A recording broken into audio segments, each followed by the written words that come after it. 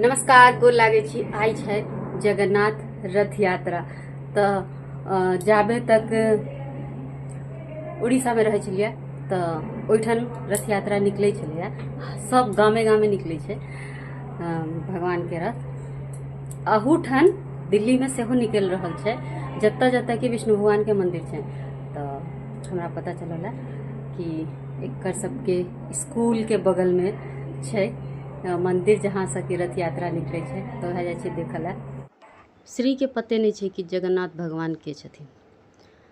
तो हुनका दर्शन करो जाए से पहले टैबलेट पर हुनकर वीडियो देख रहल छे, जे किनका सब भेंट करो जा रहल छे। रथ यात्रा देख के नोकर अगले दिन से वायरल भ गेल छले, जै कारणे कि अते विलम्ब भेल वीडियो अपलोड करब में। और आवाज से अखनो लागि रहल हैत, आवाज अखनो ठीक नहीं भेल बढ़िया से। जखन कनिको हमरा मोन खराब होइ छै तऽ निंद्रासन महाराज बड़ प्रिय लागऽ लगै छथिन। ओहुना प्रिय छथिन है, लेकिन मोन खराब में तऽ खाली नींदेटा अबै छै। तऽ घर से निकलनो जे शायद बहुत अबेर भऽ गेल, रथ यात्रा समाप्तो नहीं भऽ गेल होइ, लेकिन एतऽ जहन पहुँचलिए तो और बुझलिए जे हाँ भऽ गेलै। लोग खा पी कऽ पत्तल दोना सब फेंक देने छै। मतलब पता नहीं, पहिला बेर एलिए तऽ किछु जानकारी रहबे नहीं करे। तऽ जे कते बजे निकलते कते बजे पहुँचते किछु नहीं पता। और लेकिन भीड़ देखले, भीड़ तो बहुते छे, लेकिन दोना पत्तल देख कहलिए प्रोग्राम समाप्त छे, किछु नहीं छे।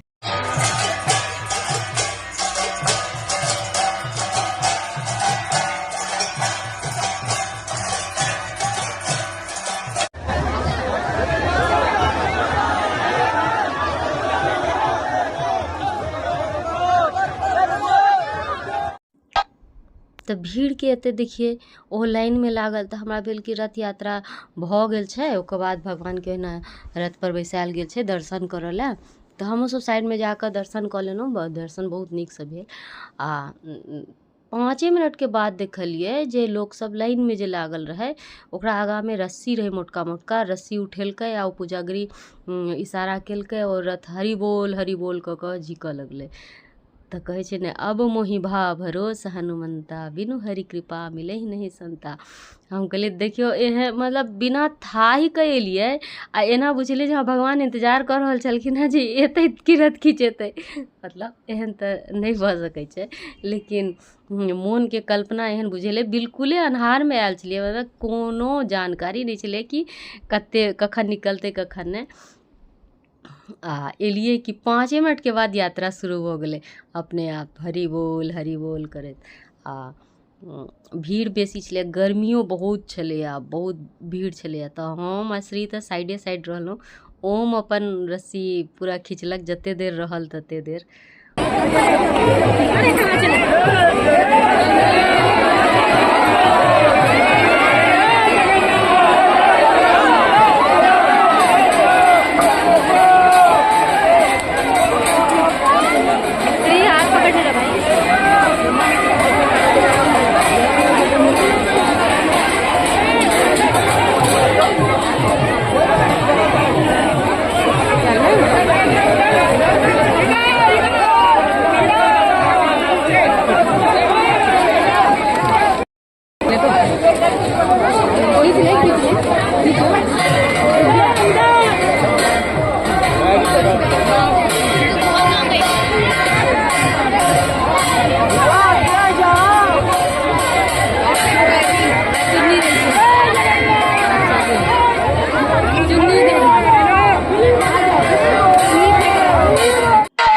तो 1 घंटा तक उठन करीब रुकनो। ओकर बाद श्री परेशान हो लागल, कियाकि तो गर्मी बहुत छलैया।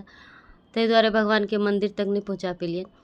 हम सब वापस चलि एलहुँ। देख कऽ दर्शन कऽ कऽ यात्रा में शामिल भऽ कऽ मोन एकदम आनंदित भेल।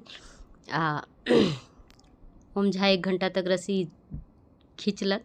हालांकि भीड़ नहीं देवऽ पड़लै, एते लोग खींचे छै तो कोनो असगर थोड़ी खींचे छै, अपने आप खिंचाई छलैया।